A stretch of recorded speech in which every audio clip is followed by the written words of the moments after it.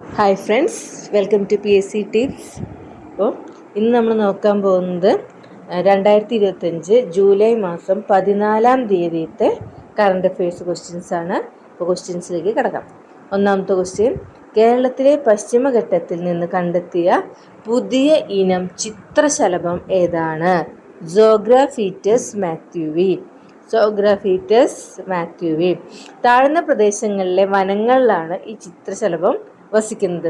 പശ്ചിമഘട്ടത്തിലെ ജൈവ വൈവിധ്യം ഇപ്പോഴും എത്രത്തോളം സമ്പന്നവും പര്യവേഷണം ചെയ്യപ്പെടാത്തതുമാണെന്നും അതിന് കൂടുതൽ സംരക്ഷണം ആവശ്യമായിരിക്കുന്നത് എന്തുകൊണ്ടാണെന്നും ഈ കണ്ടെത്തൽ വ്യക്തമാക്കുന്നു. അതുപോലെ തന്നെ ഇന്ത്യയിലെ ആദരണീയനായ എൻഡമോളജിസ്റ്റായ ജോർജ് മാത്യുവിൻ്റെ ബഹുമാനാർത്ഥമാണ് ഈ ചിത്രശലഭത്തിന് സോഗ്രാഫീറ്റസ് മാത്യുവി എന്ന പേരിട്ടിരിക്കുന്നത്. രണ്ടാമത്തെ ക്വസ്റ്റ്യൻ: അടുത്തിടെ അന്തരിച്ച മുൻ നൈജീരിയൻ പ്രസിഡന്റ് ആരാണ്? മുഹമ്മദു ബുഹാരി. അദ്ദേഹത്തിന് 82 വയസ്സായിരുന്നു. ആദ്യഘട്ടം സൈനിക നേതാവായും പിന്നീട് ജനാധിപത്യ വിധേയാധികാരം 2015 to 2023 വരെ പ്രസിഡന്റ് എന്ന നിലയിലും പ്രവർത്തിച്ചു. കർശനമായ സൈനിക നേതാവ് എന്ന നിലയിലും ജനാധിപത്യപരമായി തിരഞ്ഞെടുക്കപ്പെട്ട പ്രസിഡന്റ് എന്ന നിലയിലും നൈജീരിയയുടെ രാഷ്ട്രീയ ചരിത്രത്തിൽ ബുഹാരി ഒരു പ്രധാന പങ്കുവഹിച്ചു. അതുപോലെ മൂന്നാമത്തെ ക്വസ്റ്റ്യൻ: 2025 വിംബിൾഡൺ പുരുഷ ഡബിൾസ് കിരീടം നേടിയ സഖ്യം ഏതാണ്? 2025 വിംബിൾഡൺ പുരുഷ ഡബിൾസ് കിരീടം നേടിയ സഖ്യം ഏതാണ്? Julian Cash and Lloyd Glasspool Rinky ഹിജികതയെയും ഡേവിഡ് പെലിനെയും തോൽപ്പിച്ചിട്ടാണ് അവർ ആ സഖ്യം കിരീടം നേടിയത്. ജോഡിയായി അവരുടെ ആദ്യ ഗ്രാൻഡ് സ്ലാം കിരീടമാണിത്. 1936 ശേഷം വിംബിൾഡൺ പുരുഷ ഡബിൾസ് നേടിയ ആദ്യ ബ്രിട്ടീഷ് ടീമുമാണ്. അവസാന വിജയികൾ പാറ്റ് ഹ്യൂസും റെയ്മണ്ട് ടക്കിയും ആയിരുന്നു. അടുത്ത ക്വസ്റ്റ്യൻ: അടുത്തിടെ അന്തരിച്ച പ്രസിദ്ധമായ തെലുങ്ക് സിനിമാ നടനും മുൻ ആന്ധ്രാപ്രദേശ് MLAയുമായ വ്യക്തി ആരാണ്? കോട്ട ശ്രീനിവാസ റാവു. 1978 പ്രണം ഗരീദു എന്ന ചിത്രത്തിലൂടെയാണ് അദ്ദേഹം സിനിമാ അരങ്ങേറ്റം കുറിച്ചത്. ആന്ധ്രാപ്രദേശ് സിനിമയിലെ ഉന്നത സംസ്ഥാന ബഹുമതിയായ 9 നന്ദി അവാർഡുകൾ നേടി. 2015 ഇന്ത്യയിലെ 4ാമത്തെ ഉയർന്ന സിവിലിയൻ അവാർഡായ പത്മശ്രീ ലഭിച്ചിട്ടുണ്ട്. ശ്രദ്ധേയമായ ബോളിവുഡ് വേഷം അമിതാഭ് ബച്ചനൊപ്പം സർക്കാരിൽ വില്ലനായിട്ട്.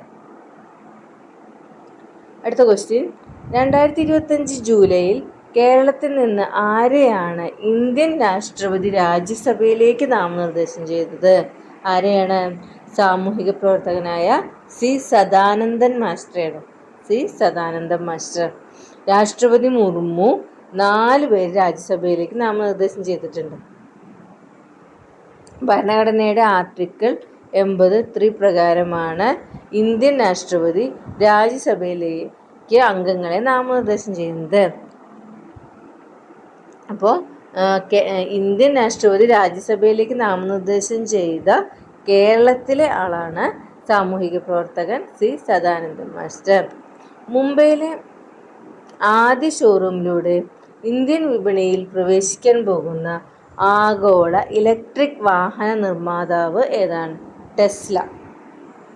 ടെസ്ല ഇന്ത്യൻ വിപണിയിൽ ഔദ്യോഗികമായി പ്രവേശിക്കുന്നത് ജൂലൈ 15, 2025 മുതലാണ്. ടെസ്ല ഇന്ത്യൻ വിപണിയിൽ ഔദ്യോഗികമായി പ്രവേശിക്കുന്നത് ജൂലൈ 15, 2025 മുതലാണ്. ബാന്ദ്ര കുർള കോംപ്ലക്സിൽ ലോഞ്ച് ഷെഡ്യൂൾ ചെയ്തിട്ടുണ്ട്. കമ്പനി $1 മില്യൺ ഇലക്ട്രിക് വാഹനങ്ങളും ഉൽപ്പന്നങ്ങളും ഇറക്കുമതി ചെയ്തിട്ടുണ്ട്. പ്രധാനമായും ചൈനയിൽ നിന്നും US നിന്നുമാണ് ഇറക്കുമതി.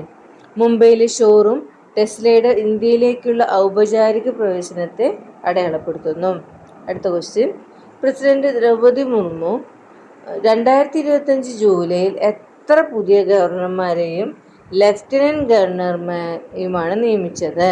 2 ഗവർണർമാരെയും 1 ലഫ്റ്റനന്റ് ഗവർണറെയുമാണ് പ്രസിഡന്റ് ദ്രൗപദി മുർമു നിയമിച്ചത്. പുസപതി അശോക് ഗജപതി രാജു ആണ് ആര് ഗോവ ഗവർണർ അല്ലെ. പുസപതി അശോക് ഗജപതി രാജു ഗോവ ഗവർണറായി. പ്രൊഫസർ ആഷിം കുമാർ ഘോഷിനെ ഹരിയാന ഗവർണറായിട്ടും നിയമിച്ചു അല്ലേ. അപ്പോൾ പുസപതി അശോക് ഗജപതി രാജു ഗോവ ഗവർണറും പ്രൊഫസർ ആഷിം കുമാർ ഘോഷ് ഹരിയാന ഗവർണറുമായും കവീന്ദർ ഗുപ്ത ലഡാക്കിലെ ലെഫ്റ്റനന്റ് ഗവർണറുമായി അല്ലെ. കവീന്ദർ ഗുപ്ത ലഡാക്കിലെ ലെഫ്റ്റനന്റ് ഗവർണറും. ഭരണഘടനയുടെ ആർട്ടിക്കിൾ 155/156, ആർട്ടിക്കിൾ 239 എന്നിവ പ്രകാരമാണ് രാഷ്ട്രപതി ഈ നിയമനങ്ങൾ നടത്തുന്നത്. അപ്പം ദ്രൗപദി മുർമു 2025 ജൂലൈയിൽ 2 ഗവർണർമാരെയും 1 ലെഫ്റ്റനന്റ് ഗവർണറെയും നിയമിച്ചു. ആ 2 ഗവർണർമാരിൽ ഗോവ ഗവർണറും ഹരിയാന ഗവർണറുമാണ്. ഗോവ ഗവർണറായി നിയമിച്ചത് പുസപതി അശോക് ഗജപതി രാജു. ഹരിയാന ഗവർണറായി നിയമിച്ചത് professor Ashim Kumar Ghosh. Lieutenant governor ലഡാക്കിലെ ലെഫ്റ്റനന്റ് ഗവർണറായിട്ട് കവീന്ദർ ഗുപ്ത. അടുത്ത ക്വസ്റ്റ്യൻ, യുനെസ്കോയുടെ ലോക പൈതൃക സൈറ്റിലേക്ക് ചേർത്ത മറാത്ത സൈനിക ഭൂപ്രകൃതികളെ ഉൾക്കൊള്ളുന്ന 11 കോട്ടകൾക്കൊപ്പം വില്ലുപുരം ജില്ലയിലെ ഏത് കോട്ടയാണ്? ഏത് കോട്ടയാ? ജിംഗി കോട്ട. ജിംഗി കോട്ട. കിഴക്കിൻ്റെ ട്രോയ് എന്നാണ് ജിംഗി കോട്ടയുടെ മറ്റൊരു പേര്. യുനെസ്കോയുടെ ലോക പൈതൃക കമ്മിറ്റിയുടെ 47ാമത് സെഷനിലാണ് ജിംഗി കോട്ടയും മറാത്ത സൈനിക ഭൂപ്രകൃതിയും യുനെസ്കോയുടെ ലോക പൈതൃക സൈറ്റുകളിൽ ചേർക്കാൻ തീരുമാനിച്ചത്. യുനെസ്കോ വേൾഡ് ഹെറിറ്റേജ് കമ്മിറ്റിയുടെ 47ാമത് സെഷൻ 2025 ജൂലൈ 6 മുതൽ 16 വരെ ഫ്രാൻസിലെ പാരീസിലാണ് നടന്നത്. ലാസ്റ്റ് ക്വസ്റ്റ്യൻ, റെയിൽവേ പ്രൊട്ടക്ഷൻ ഫോഴ്സിൻ്റെ ആദ്യ വനിതാ ഡയറക്ടർ ജനറൽ ആരായിരിക്കും? റെയിൽവേ പ്രൊട്ടക്ഷൻ ഫോഴ്സിൻ്റെ ആദ്യ വനിതാ ഡയറക്ടർ ജനറൽ ആരായിരിക്കും? സോണാലി മിശ്ര. സോണാലി മിശ്ര. പേഴ്സണൽ മന്ത്രാലയമാണ് സോണാലി മിശ്രയെ നിയമിച്ചുകൊണ്ട് ഉത്തരവ് പുറപ്പെടുവിച്ചത്. 1957 റെയിൽവേ പ്രൊട്ടക്ഷൻ ഫോഴ്സ് സ്ഥാപിതമായത്.